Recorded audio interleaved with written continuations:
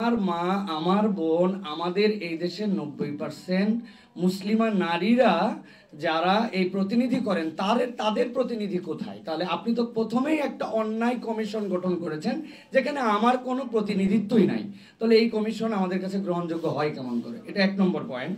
2 নম্বর point হচ্ছে যে আমরা নারীদের ক্ষেত্রে অনেক কথা বলছি, সমান অধিকার অনেক কথা বলছি, কিন্তু ইসলামের বেসিক পয়েন্ট এই যারা কমিশনের সাথে সংশ্লিষ্ট তারা বুঝেছেন কিনা আমাদের কাছে এটা খুবই চিন্তার বিষয়। কারণ ইসলাম বলেছে নারীর ন্যায্যতার কথা। ন্যায্যতা যখন আসবে তখন পুরুষের থেকে অনেক ক্ষেত্রে তার মর্যাদা, পুরুষের থেকে তার অনেক ক্ষেত্রে অনেক কিছু অনেক তিনি বেশি পাবেন। কিন্তু সমান করতে গেলে তো বিরাট ঝামেলা ভাই।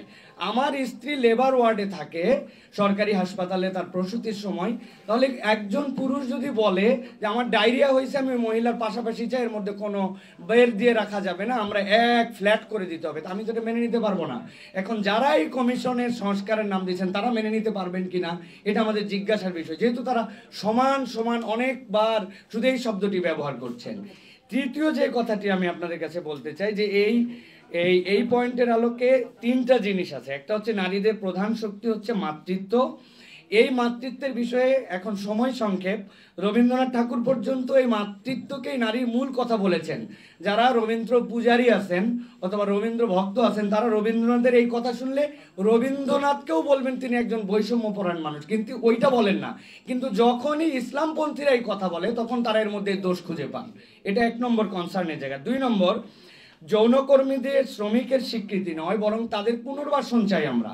যদি কেউ এটার সাথে জড়িত হয়ে যান তাহলে ইসলামের তার জন্য দিক নির্দেশনা আছে, কিন্তু আমরা অবাক হয়ে দেখি তারা শ্রমিক থেকে শুরু করে এটাকে একটা প্রাতিষ্ঠানিক রূপ দিতে চান। আসল হেতুটা কি? আসল হেতু হচ্ছে এনজিওদের বিদেশ থেকে টাকা আনানোর জন্য যতগুলা পলিসি লাগবে তার সবচেয়ে সোনার হরিণটার নাম হচ্ছে এই পেশার স্বীকৃতি দিলে তারা এনজিও হিসাবে স্বাস্থ্য খাতে নানানভাবে টাকা এনে মোটামুটি তারা ব্যবহার করতে পারেন। সুতরাং এটা তাদের স্বার্থে তারা এটা বাস্তবায়ন করতেছেন, এটা বৃহত্তর মুসলমান বা বাংলাদেশের নৈতিক স্বার্থের সাথে কোনো সম্পর্ক নেই এটা। 3 নম্বর লাস্ট পয়েন্ট যেটা বলবো, কর্মস্থলে নারীদের কাজ করার যে পরিবেশ তৈরির কথা বলা হয়েছে আমরাও এটার সাথে একমত, কিন্তু আমরা নারীদেরকে এমন কোনো কাজের মধ্যে দিতে চাই না যেই কাজটা তার শরীর, তার মন, তার পরিবেশ, তার বাস্তবতার সাথে সামঞ্জস্যশীল নয়। ইসলাম এটাকে সবচেয়ে বড় হাইলাইট করছে।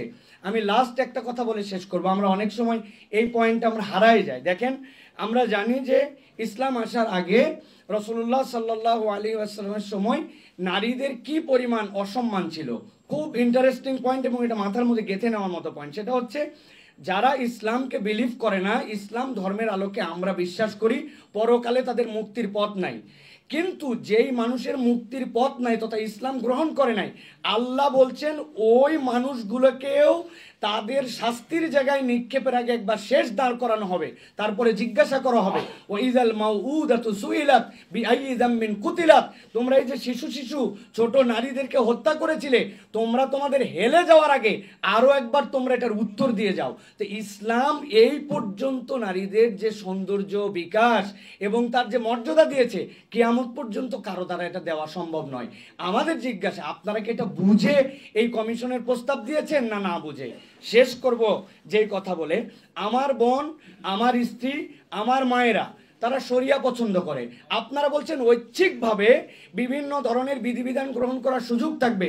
তাহলে আমরা আমাদের দেশে আমার মায়ের পক্ষ থেকে আমি কনসার্ন নিয়ে বলতেছি, আমার ওয়াইফের পক্ষ থেকে, আমার 3টা মেয়ে তাদের পক্ষ থেকে, এই দেশে বাদী এবং বিবাদী যদি রাজি হয় কোনো কেসে তাহলে আমরা এই দেশে শরিয়া কোর্টেরও প্রবর্তন চাই। আমাদের বিচার শরিয়া কোর্টে হবে আমরা যদি বাদী বিবাদে রাজি হয়। তাহলে আপনারা যদি আপনাদের কনসার্ন দিতে পারেন আমরা আমাদের কনসার্ন এটা দিতে পারি। ধন্যবাদ সকলকে। আসসালামু আলাইকুম।